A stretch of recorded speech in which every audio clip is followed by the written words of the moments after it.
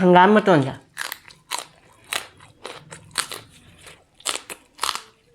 yenguse chikong leigi maheidu akoi shonda disi se jongchak man bi haine ko asam da disi se ingarang walking chat pada lei si se heklak panya ba hek podu go su masa do pik podo masa do teklak na kyam nungai tarage aibu hangam se hangam ki pire su jaure hangam ki pire jaure mi hangam ki pire su jaure dugai hangam se mapulam da tara ne aina mapulahum ko laure ba mapulahum siga lupa kun mangal aina piramme ngasidi kandala leire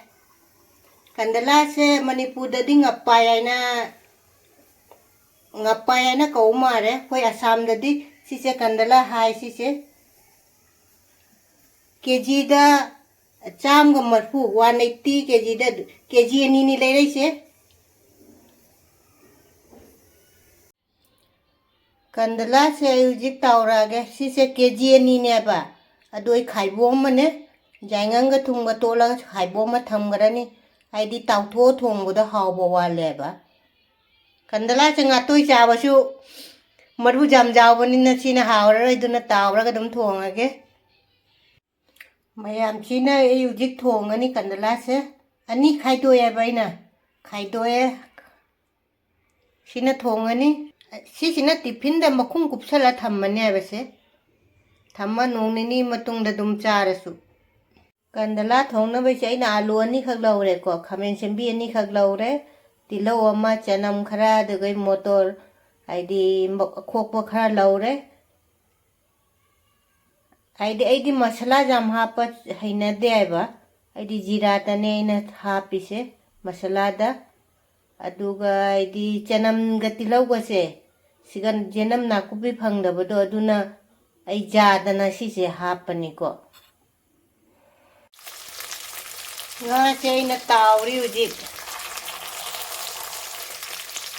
kandala se tawri thawda loiraga jengalage tawbu punamak loiraga nga se kothokpa jarani ujik kothoge nga se tawbu loire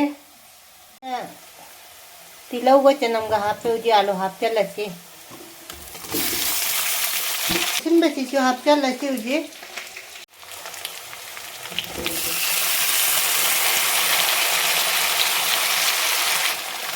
kame na simba hapam ne thumma hapasi aina jainganga jira makuppa hape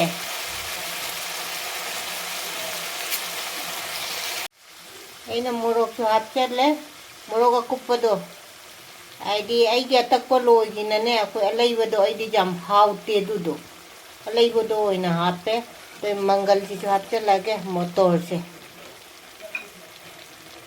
aina sumaina motor si su mapum hape ko aidi sumai chaba se jam haure ba mayam chu pamdra dum comment tauna haipiro aidi jam pamjeye mahi hapcha lase uji sawalage sauraga nga hapke je phajana saureba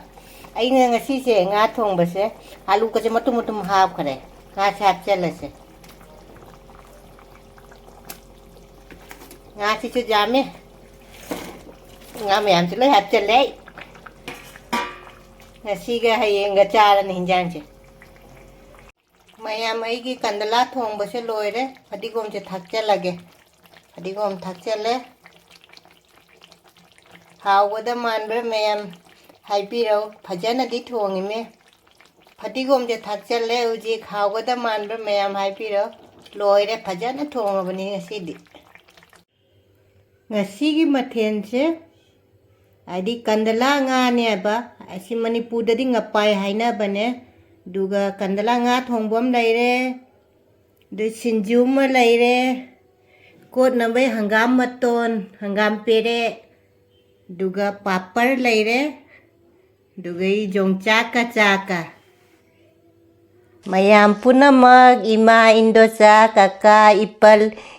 ice ibung punamak rekhana hannana khoramjari ꯍꯥꯟꯅꯗꯒꯤ ꯌꯦꯡꯕꯤꯔꯤꯕ ꯏꯆꯤꯟꯅꯥꯎ ꯄꯨꯝꯅꯃꯛꯁꯨ ꯑꯅꯧꯕ ꯆꯪꯕꯤꯔꯛꯄ ꯏꯆꯤꯟꯅꯥꯎ ꯄꯨꯝꯅꯃꯛꯁꯨ ꯔꯦꯈꯥꯅ ꯊꯥꯒꯠꯆꯔꯤ ꯉꯁꯤ ꯑꯅꯧꯕ mukbang ꯑꯃ ꯄꯨꯔꯒ ꯂꯥꯛꯑꯦ ꯉꯁꯤꯁꯦ ꯀꯟꯗꯂꯥꯅꯤ ꯍꯥꯏꯕ ꯁꯤꯁꯦ ꯃꯅꯤꯄꯨꯔꯗꯗꯤ ꯉꯂꯥꯅꯤ ꯍꯥꯏꯕ ꯃꯅꯤꯄꯨꯔꯗꯗꯤ ꯉꯄꯥꯏ ꯍꯥꯏꯅ ꯃꯥꯔꯦ ꯁꯤꯁꯦ ꯁꯤ ꯀꯟꯗꯂꯥ ꯊꯣꯡꯕ ꯑꯃ ꯂꯩꯔꯦꯀꯣ ꯑꯗꯩ ꯃꯊꯦꯜꯗꯤ ꯌꯥꯝꯗ꯭ꯔꯦ ꯁꯤꯡꯖꯨ ꯑꯃ ꯂꯩꯔꯦ ꯄꯥꯄꯔ ꯂꯩꯔꯦ ꯀꯣꯠꯅꯕꯩꯗ ꯁꯤꯁꯦ ꯍꯪꯒꯥꯝ ꯃꯇꯣꯟ ꯑꯗꯩ ꯌꯣꯡꯆꯥꯛ ꯑꯃ ꯌꯥꯎꯔꯦ ꯑꯗꯨꯒ ꯂꯥꯏꯗ ꯀꯠꯂꯁꯤꯀꯣ ꯃꯌꯥꯝ ꯑꯩꯒꯤ ꯑꯁꯣꯏꯕꯁꯨ ꯑꯗꯨꯝ ꯍꯥꯏꯕꯤꯔꯛꯎꯀꯣ ꯑꯩ ꯑꯗꯨꯝ ꯆꯨꯝꯊꯣꯛꯆꯒꯦ ꯍꯥꯏꯕ ꯑꯗꯣ ꯂꯥꯏꯗ ꯀꯠꯂꯁꯦ ꯂꯥꯏꯗ ꯆꯥꯛ ꯉꯥ ꯊꯣꯡꯕ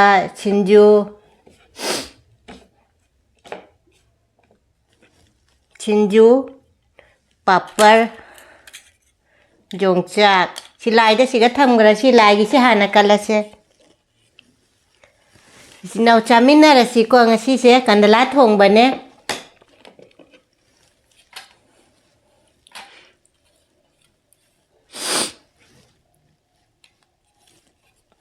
ꯉꯥꯁꯦ ꯃꯃꯩꯁꯤꯅ ꯍꯥꯟꯅ ꯉꯥꯁꯦ ꯇꯥꯔꯛꯏꯅꯦ ꯏꯆꯤꯟꯅꯥꯎꯁꯤꯡꯁꯦ ꯄꯨꯟꯁꯤꯅ ꯃꯃꯩꯁꯦ ꯄꯤꯖꯒꯦ ꯉꯁꯤꯗꯤ ꯃꯃꯩꯒ ꯂꯣꯏꯅꯅ ꯃꯌꯥꯝ ꯏꯆꯤꯟꯅꯥꯎ ꯃꯌꯥꯝꯗ ꯄꯤꯖꯒꯦ ꯁꯦ ꯆꯥꯃꯤꯟꯅꯔꯁꯦ ꯃꯃꯩꯁꯦ ꯑꯣꯏꯅ ꯇꯥꯔꯛꯑꯦꯕ ꯉꯁꯤꯁꯦ ꯍꯥꯎꯕ꯭ꯔꯥ ꯌꯦꯡꯁꯤ ꯆꯥꯔ ꯍꯥꯏꯔꯛꯀꯦ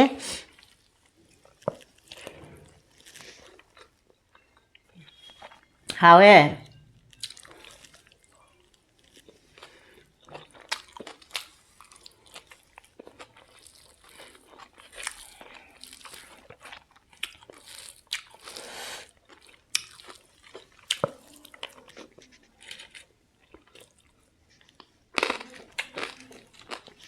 hanggang mo to siya.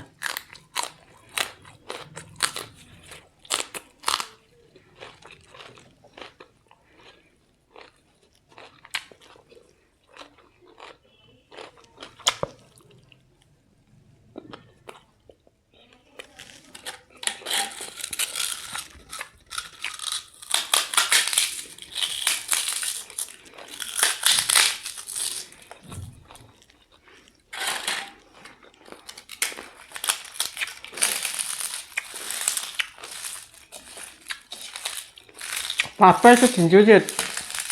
Ito kain naman.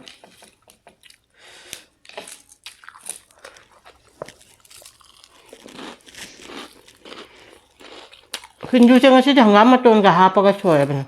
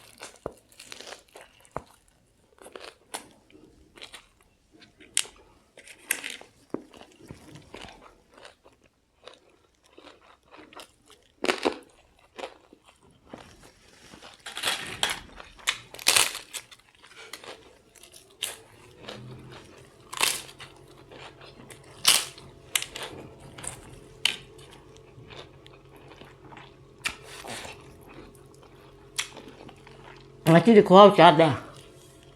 Apa?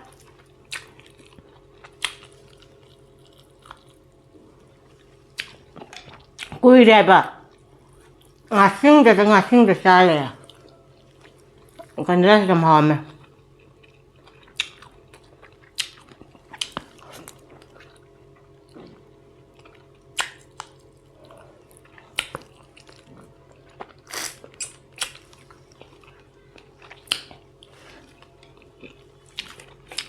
Kanila siya.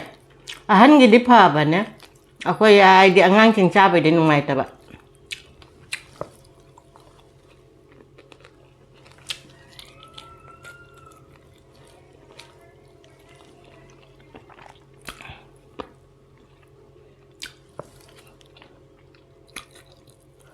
Mấy sen là hào đấy cần là sao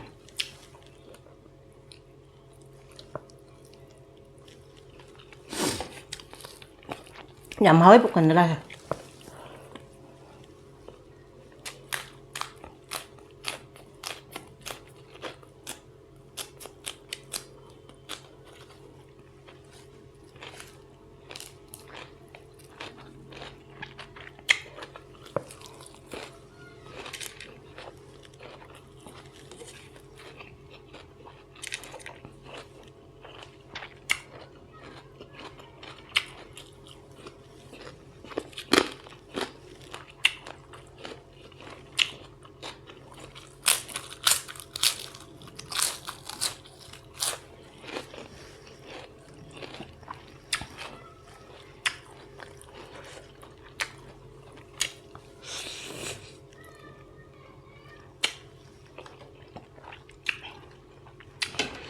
ngarang ci kong lagi kay no do hanga sige na picha picha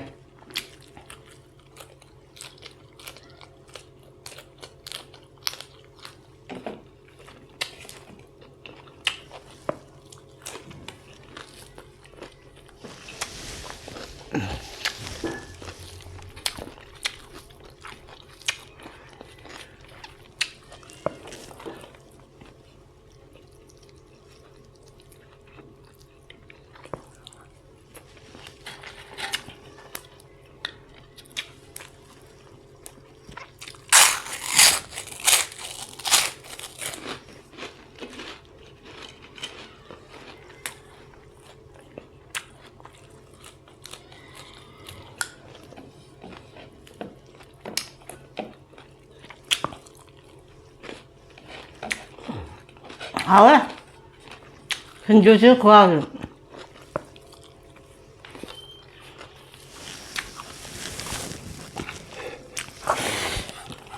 răng nó hay chưa là cả răng thì chấm máu đấy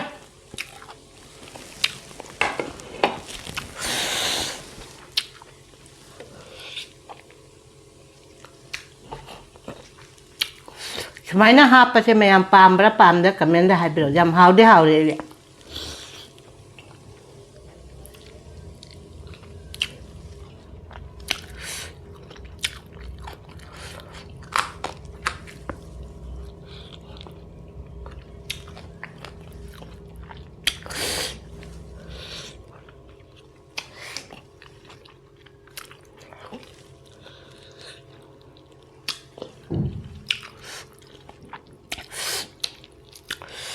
masih di kuau cah ya hao bener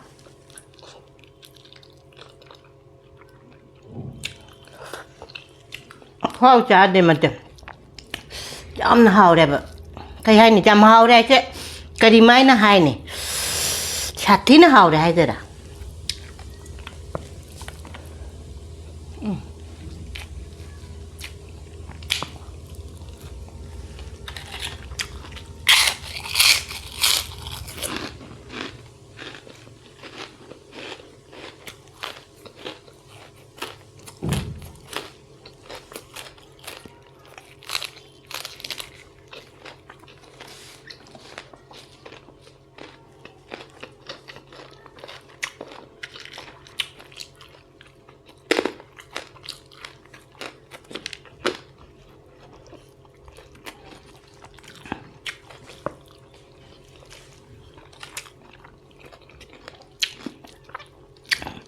Jom cak lah dia ni, jom cacap hang ni apa, jom cak no boleh.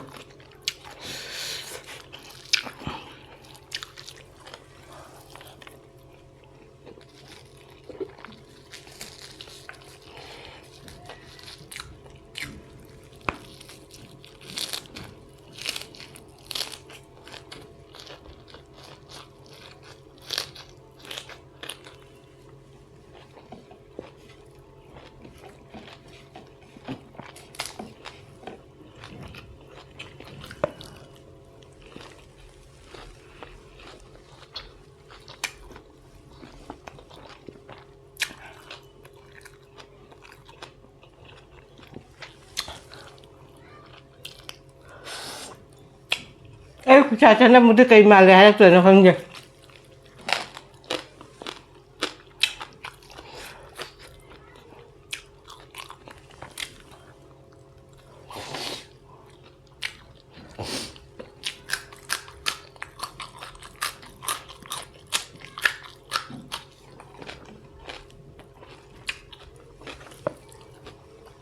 ꯑꯩꯗꯤ ꯍꯪꯒꯥꯝ ꯃꯇꯣꯟꯗꯨꯅꯦ ꯁꯤꯒꯤ ꯃꯆꯩꯗꯨꯅꯦ ꯃꯆꯩꯁꯦ ꯍꯥꯎꯋꯦ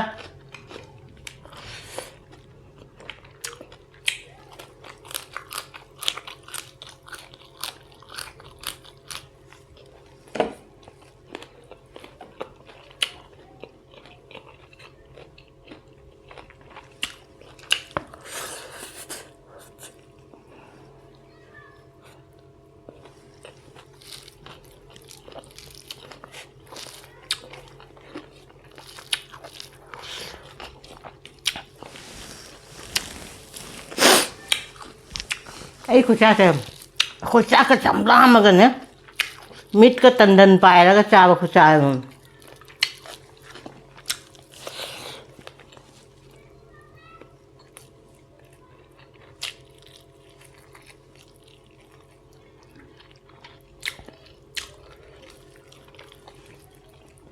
ꯑꯁꯦꯡꯕꯅꯤ ꯀꯟꯗꯂꯥꯁꯦ ꯌꯥꯝ ꯍꯥꯎꯔꯝꯃꯤꯅꯦ ꯀꯨꯏꯅ ꯆꯥꯗꯅ ꯇꯧꯔꯤꯃꯦ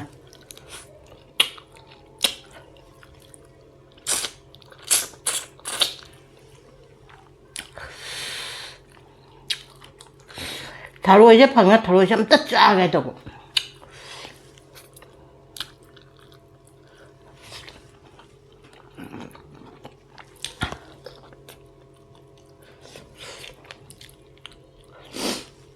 ꯆꯥꯕꯩ ꯀꯩꯅꯣꯁꯦ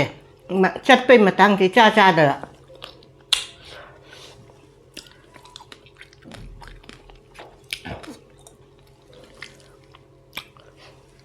ꯏꯅꯥꯎ ꯑꯃꯅ ꯍꯥꯏꯕꯤꯔꯦ ꯅꯥꯔꯥꯌꯅꯗ ꯃꯤꯇꯩ ꯗꯨꯀꯥꯟꯗ ꯐꯪꯉꯦꯅ ꯑꯝꯇ ꯆꯠꯀꯁꯦ ꯃꯑꯣꯡ ꯆꯥꯗꯕ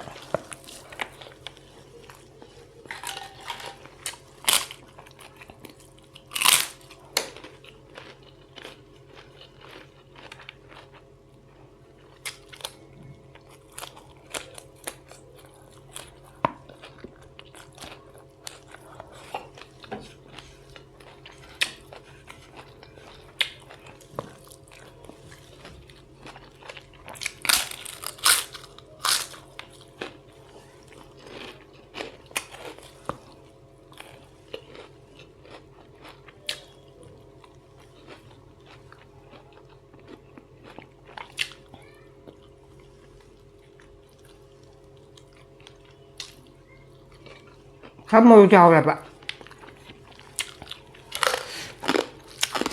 ꯍꯥꯎꯗꯤ ꯌꯥꯝ ꯍꯥꯎꯋꯦ ꯃꯔꯨ ꯈꯔ ꯌꯥꯎꯋꯦ ꯈꯨꯖꯤꯒꯁꯦ ꯀꯩꯅꯣ ꯇꯧꯈꯤꯒꯦ ꯊꯦꯛꯀꯠꯈꯤꯒꯦ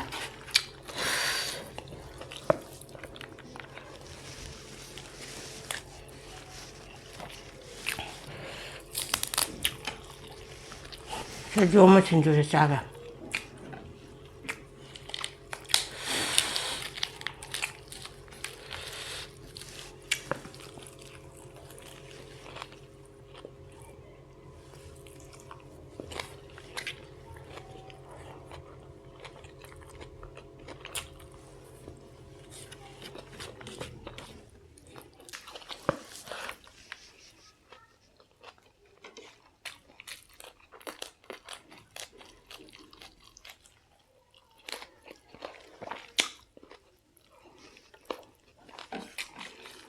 ꯑꯇꯣꯞꯄ ꯃꯤꯅꯗꯤ ꯈꯜꯂꯝꯒꯅꯤꯀꯣ ꯑꯩꯈꯣꯏ ꯃꯤꯇꯩ ꯅꯠꯇꯕ ꯃꯤ ꯄꯨꯝꯅꯃꯛ ꯈꯜꯂꯝꯒꯅꯤ ꯀꯔꯤ ꯆꯥꯏꯅꯣ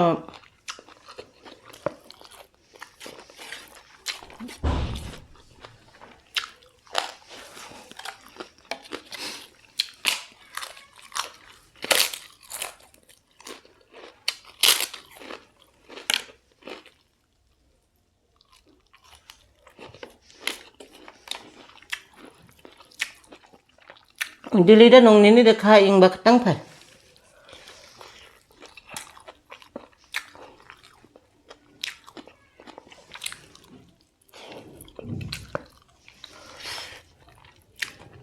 ꯑꯗꯨ ꯅꯠꯇ꯭ꯔꯗꯤ ꯃꯥꯏꯄꯦꯝꯃ ꯏꯪꯕꯅ ꯁꯣꯇꯔꯒꯁꯦ ꯆꯠꯂꯤꯁꯦ ꯑꯩꯈꯣꯏꯁꯦ ꯁꯣꯇꯔꯒꯁꯦ ꯗꯕꯜ ꯑꯍꯨꯝ ꯂꯤꯔ ꯆꯠꯂꯤꯃꯦ ꯏꯁꯥꯒꯁꯦ ꯍꯥꯒꯠꯉꯩ ꯍꯥꯏꯗꯤ ꯁꯣꯇꯔ ꯀꯩꯅꯣꯗ ꯑꯂꯨꯝꯕ ꯐꯤ ꯑꯍꯨꯝꯗꯤ ꯁꯠꯂꯗꯤ ꯃꯤꯗꯣ ꯀꯃꯥꯏꯅ ꯇꯧꯅꯤ ꯑꯄꯥꯕ ꯃꯤꯁꯨ ꯅꯣꯏꯕ ꯑꯗꯨꯃꯥꯏꯅ ꯇꯧꯋꯦ